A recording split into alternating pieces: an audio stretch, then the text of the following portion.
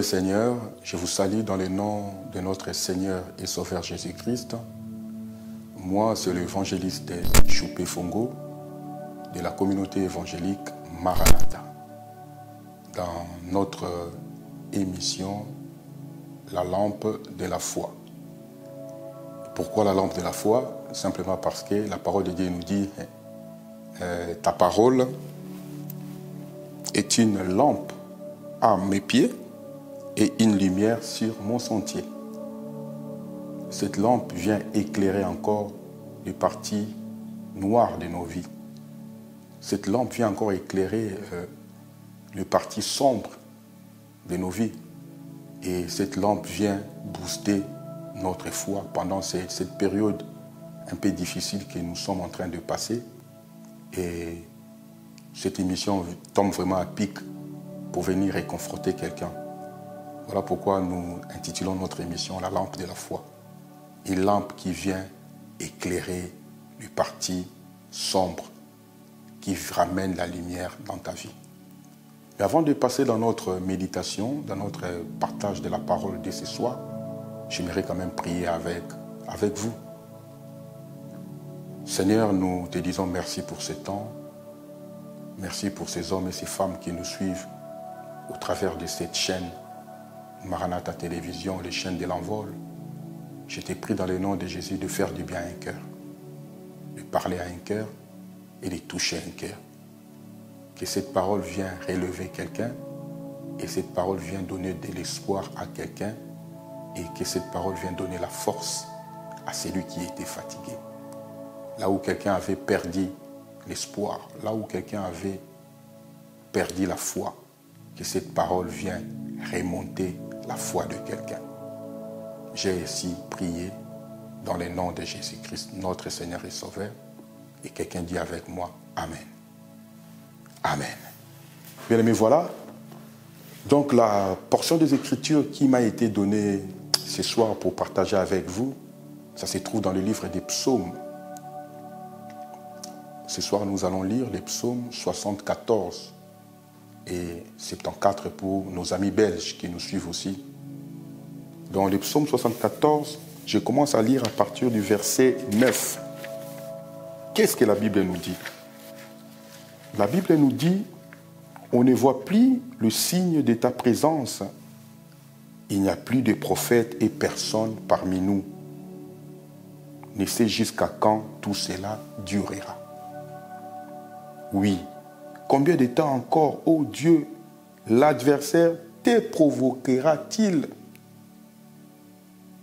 L'ennemi se moquera-t-il de toi sans cesse? Pourquoi te retiens-tu d'intervenir et restes-tu les bras croisés? Ô Dieu, mon roi, depuis toujours tu es l'auteur de bien de délivrance sur la terre.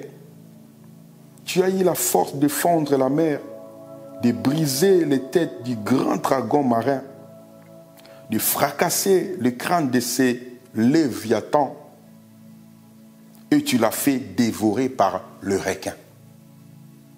Tu ouvres un passage aux sources et aux ruisseaux, tu dessèches le fleuve intarissable. Le jour t'appartient, la nuit aussi. Toi qui as créé la lune et le soleil, tu as fixé toutes les limites de la terre. C'est toi qui as fait l'été et l'hiver. Et le dernier verset, rappelle-toi ceci, Seigneur, l'ennemi te provoque. Ce peuple stupide se moque de toi. Parole du Seigneur. Bien-aimés, en lisant ces psaumes, je voulais déjà vous dire de l'entrée du jeu que ces psaumes a été écrit par Asaph. Asaph, il fut un chantre de l'Éternel, un conducteur de louanges et d'adoration dans les temples de Jérusalem. Celui qui conduisait la louange et l'adoration. En réalité, les psaumes, ce n'est que des chants. On dit dans les psaumes, c'est des poèmes chantés accompagnés de quelques musiques. Donc, en réalité, ce que Asaph a écrit ici, c'est des chants. On pouvait même les accompagner avec la musique et chanter ça. Mais dans ces psaumes d'Asaph, ce que nous avons remarqué, c'est un mélange de tout. Un mélange d'interrogations, des questions qu'Asaph s'est posées, un mélange de plaintes, un mélange de colère, et quelquefois accompagné même de pleurs. Parce que Asaph s'est posé des vraies questions, de réelles questions. Parce que le temple a été incendié et il n'y avait plus de signe de la présence de Dieu quelque part. Et il s'est posé des questions. Pourquoi Dieu restait silencieux?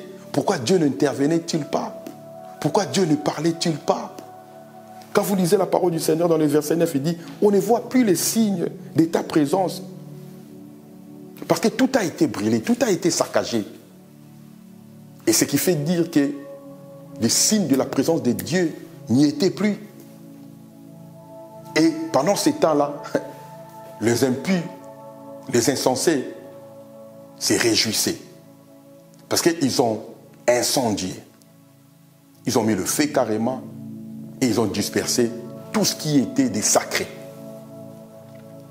Et Asaph s'est posé des questions, des plaintes.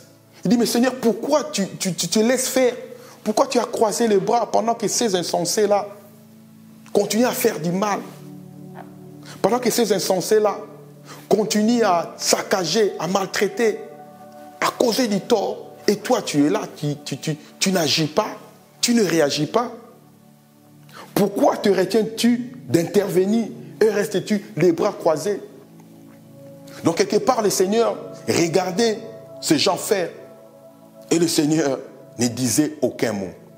Mais je voulais te dire ce soir, bien-aimé, toi qui me suis, le silence de Dieu n'est pas son absence. Même dans son silence, Dieu parle. Le silence de Dieu, bien-aimé, peut être aussi un langage. Dieu parle tantôt d'une manière, tantôt d'une autre.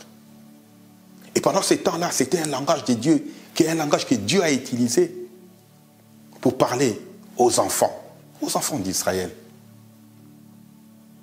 Il s'est posé des questions, mais pourquoi le Seigneur n'intervient-il plus? Pourquoi le Seigneur laisse faire des choses? C'est peut-être ta situation, toi qui m'écoutes, toi qui me suis pendant ces temps. Peut-être c'est ta situation. Je te pose des vraies questions avec ce temps que nous sommes en train de passer. Est-ce que Dieu est là? Est-ce que Dieu écoute nos prières encore? Est-ce que Dieu nous écoute? Est-ce que nos prières ne se limitent pas au niveau du plafond? Peut-être c'était des interrogations aussi pendant ce temps, comme Asaph l'a fait. Asaph a dit, mais oui, combien de temps encore, ô Dieu, l'adversaire te provoquera-t-il? L'ennemi se moquera-t-il de toi sans cesse? Donc ces gens-là se moquaient carrément de Dieu. Ils disaient des choses, ils faisaient des choses et Dieu n'intervenait pas. Dieu regardait et ils ont profité pour accentuer encore la pression, pour faire encore ce qui était mal. Or Dieu, pendant ces temps-là, Dieu regardait. Mais je ne sais pas quelle est la situation qui te tracasse pendant ces temps. Certainement, tu te poses aussi des questions. Je ne sais pas comment est-ce que tu dors. Peut-être pendant la nuit, quand tu dors, tu pleures. Parce que ça tarde à arriver, ça tarde à venir. Les choses là prennent du temps. Tu dis, est-ce que le Seigneur est encore là? Est-ce que le Seigneur m'écoute encore? Et pourtant, quand tu te regardes, tu dis que j'ai fait tout ce que Dieu me demande de faire. Je prie, je gêne, je paye mes dîmes, je donne mes offrandes, mais rien qui marche. Est-ce que Dieu est encore là? Est-ce que Dieu existe? C'est la question qu'Asaph s'est posée aussi dans les temples. Pourquoi? Même les lieux de culte ont été saccagés. Donc on ne pouvait plus venir adorer Dieu dans ces temps-là. Les choses étaient devenues compliquées. Et pourtant, quand on se souvient, Asaph dit, Seigneur, mais on t'a connu fort, vaillant, puissant. On a connu même ta force quand tu as écrasé, tu as brisé la tête du grand dragon marin, du Léviathan. Laisse-moi te dire, frère, Léviathan, là, c'est un monstre marin qui a pratiquement 7 têtes. À un moment, il prend la tête des crocodiles, il prend la tête des monstres. Et Asaph dit on se souvient même que tu avais écrasé ces Léviathans et tu as donné le reste aux requins qui ont fait sa fête. Mais pourquoi tu n'interviens-tu pas? Pourquoi tu laisses tes ennemis nous inciter ton nom, salir ton nom? Bien aimé, c'est peut-être ton cas aussi. Tu viens à l'église, des gens se moquent de toi. Que rien ne change, rien ne bouge. Et pourtant, tu viens. Tu t'accroches même au Seigneur. Mais ce soir, j'ai une bonne nouvelle pour toi. Ce soir, je suis venu te réconforter dans ta foi, dans ta position. Ce soir, je suis venu te dire que le silence de Dieu n'est pas son absence. Et tout reste encore possible. Dis-moi que Dieu n'a pas dit encore c'est fini.